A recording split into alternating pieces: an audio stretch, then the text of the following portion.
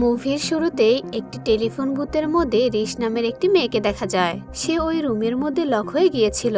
রিশ লক্ষ্য করে যে সব টেলিফোনগুলো সাদা রঙের হলেও একটা টেলিফোন ছিল কালো রঙের, আর সেটার উপর একটি কাগজে একটা নাম্বার লেখা ছিল।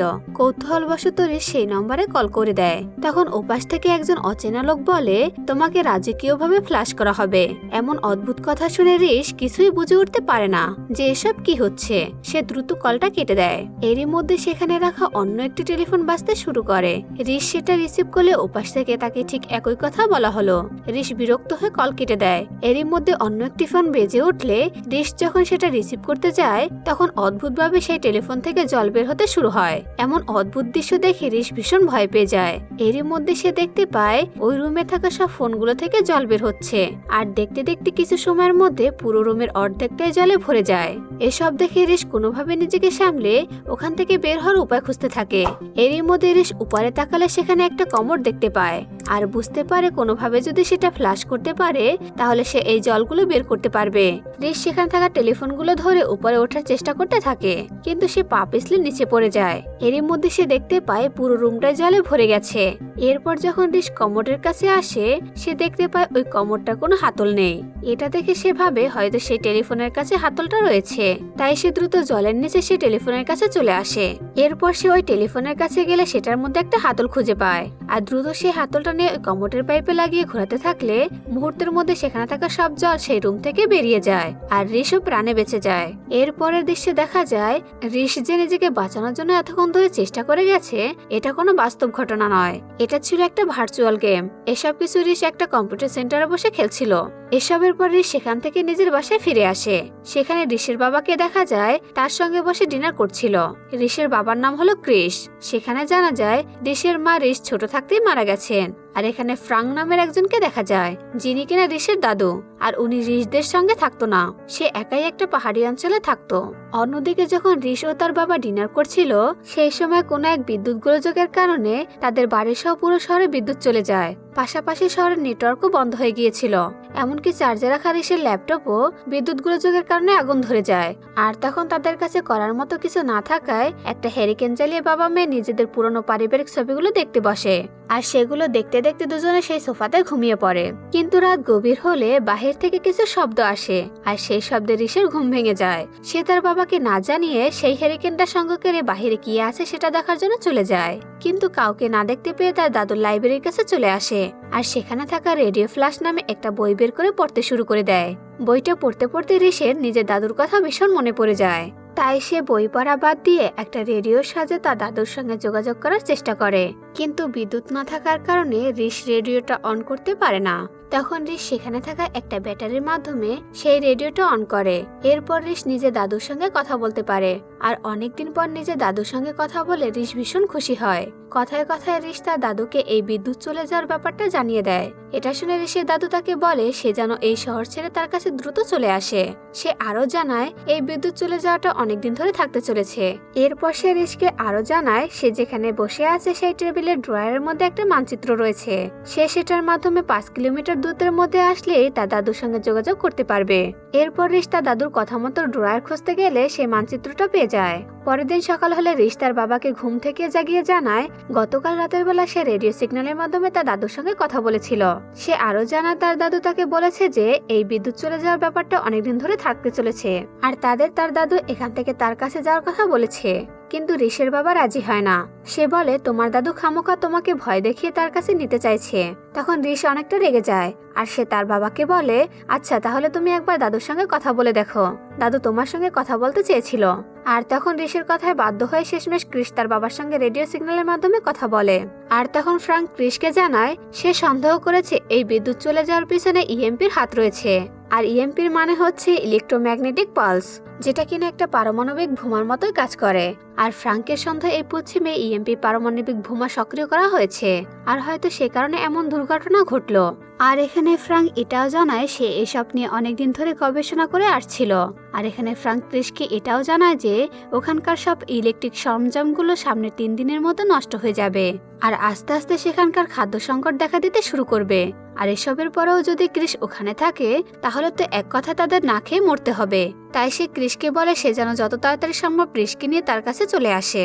আর তখন ক্রিস কোনো উপায় না পেয়ে তার বাবার কথা মতো তার কাছে যাওয়ার জন্য নিজেদের জিনিসপত্র গোছাতে শুরু করে।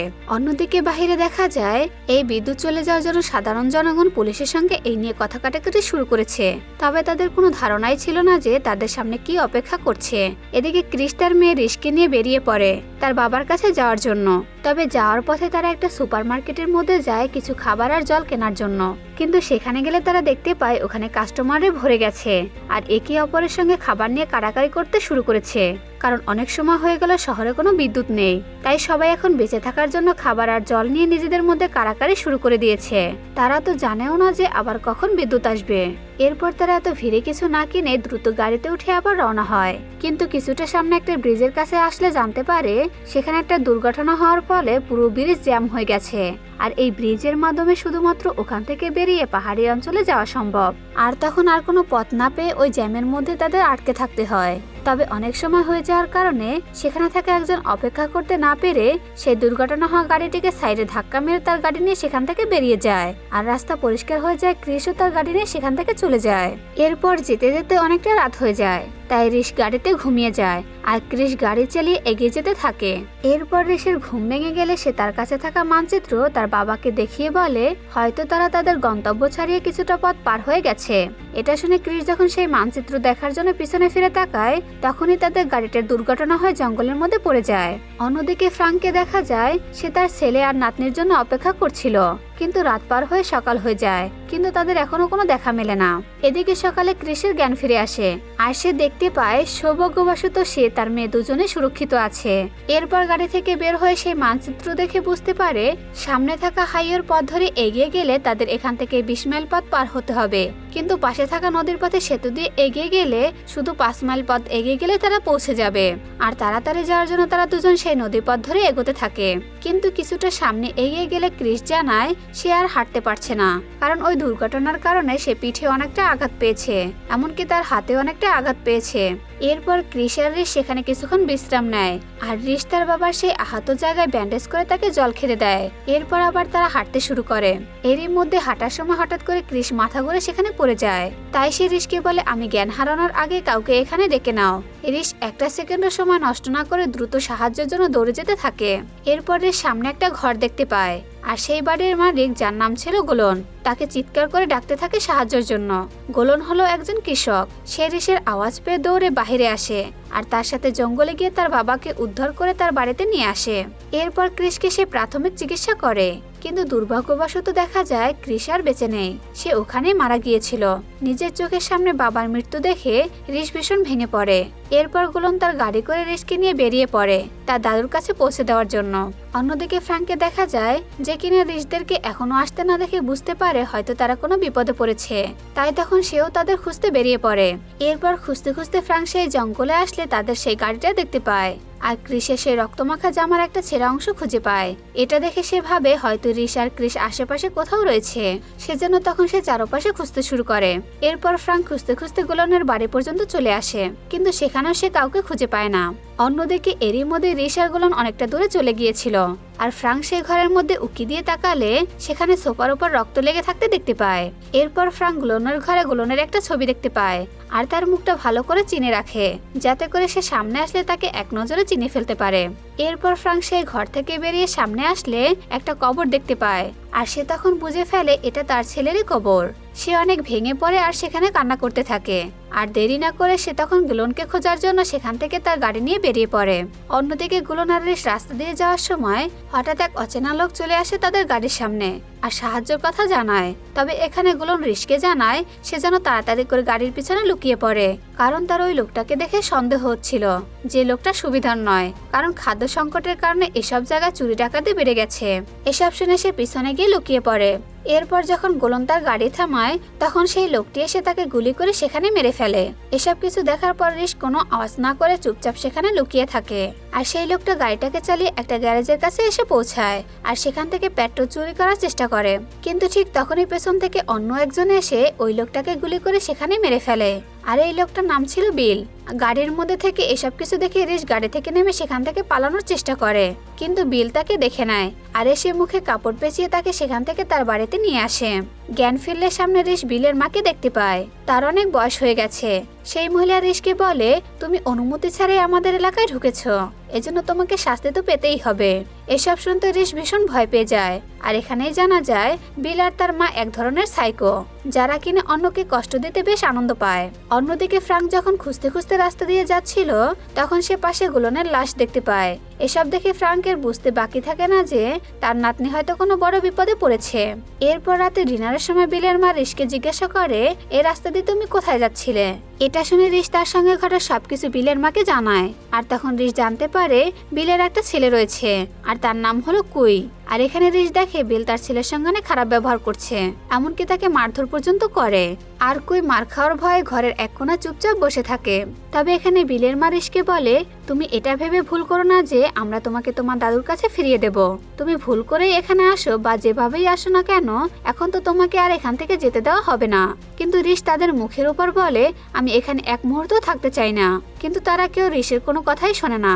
এরপর খাওয়া দাওয়া শেষ হলে বিলের মা রিশকে থাকার জন্য একটা ঘর দেখিয়ে দেয়, কিন্তু সে রিশকে পাহারা দেওয়ার জন্য সিঁড়ির পাশে বসে থাকে। এরপর রাত গভীর হলে রিশ আস্তে আস্তে সেই দরজা খুলতে গেলে ওই আওয়াজে বিলের মা জেগে ওঠে। আর তখনই সে বিলকে চিৎকার করে ডাকতে শুরু করে।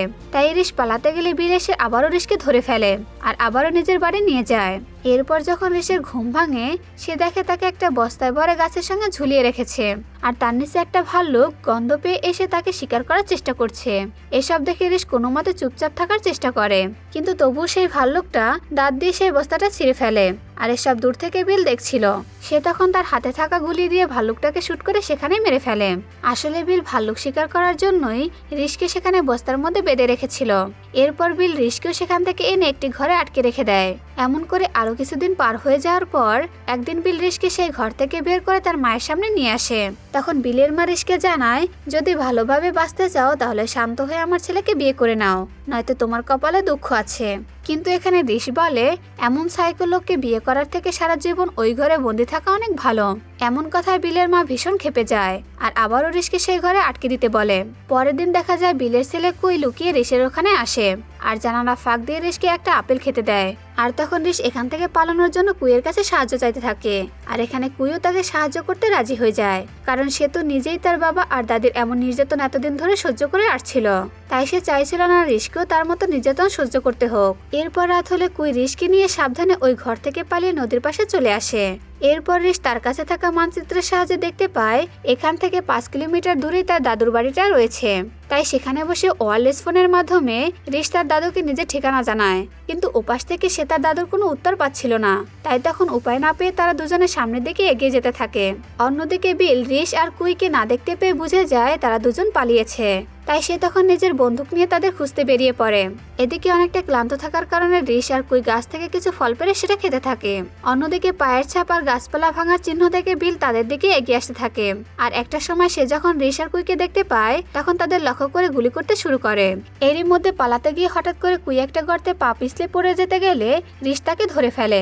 এরপর তাকে সেখান থেকে বাঁচিয়ে নেয়। সামনে তাকালে তারা সেখানে একটা গাছের ব্রিজের মতো পড়ে থাকতে দেখে। সেটা উঠে পালাতে থাকে। তবে রিশ ঠিক মতো পার হতে পারছিল না দেখে কুই তাকে হাত ধরে সেটা পার করতে থাকে। আর এসব বিল দেখতে পেয়ে তাদের দুজনের দিকে গুলি চালিয়ে দেয়। এতে করে তারা দুজন ভয় পেয়ে কিছু সময় একটা জায়গায় লুকিয়ে পড়ে। আবারও সেখান থেকে সামনের দিকে পালাতে থাকে, কিন্তু তবুও বিল তাদের পালাতে দেখে নেয়। সামনে একটা খাল দেখতে পায় রিশ আর কুই। তারা সেটা দিয়ে সামনের দিকে পালাতে চেষ্টা করে। আর এটা দেখে বিলও তাদের পিছু নিয়ে সেই খালে নেমে পড়ে। কিন্তু ওই জায়গাটা ছিল প্রচুর কুয়াশায় ঘেরা। এতে প্রথমত বিল তাদের খুঁজে না পেয়ে পাগলের মতো করতে থাকে।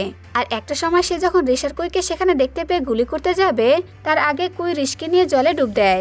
এ কারণে বিল আর তাদের সেখানে দেখতে পায় না আর পাশ দিয়ে অন্যদিকে যেতে লাগে। এরপর রিশ আর কুই সেই খাল থেকে উঠে পালিয়ে যেতে শুরু করে। আর আবারও বিল তাদের পালাতে দেখে ফেলে। আর বিলকে আসতে দেখে কুই আর রিশ পাথরের পেছনে লুকিয়ে পড়ে, কিন্তু বিল রিশকে দেখে ফেলে। কিন্তু ঠিক সেই সময় পিছন থেকে কুই এসে বিলের উপর হামলা করে দেয়।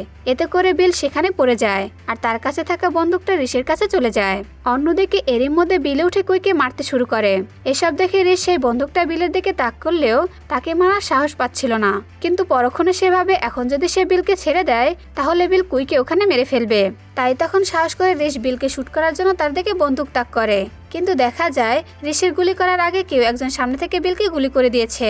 আর এখানে দেখা যায় সে আর কেউ না, সে রিশের দাদু ফ্রাঙ্ক।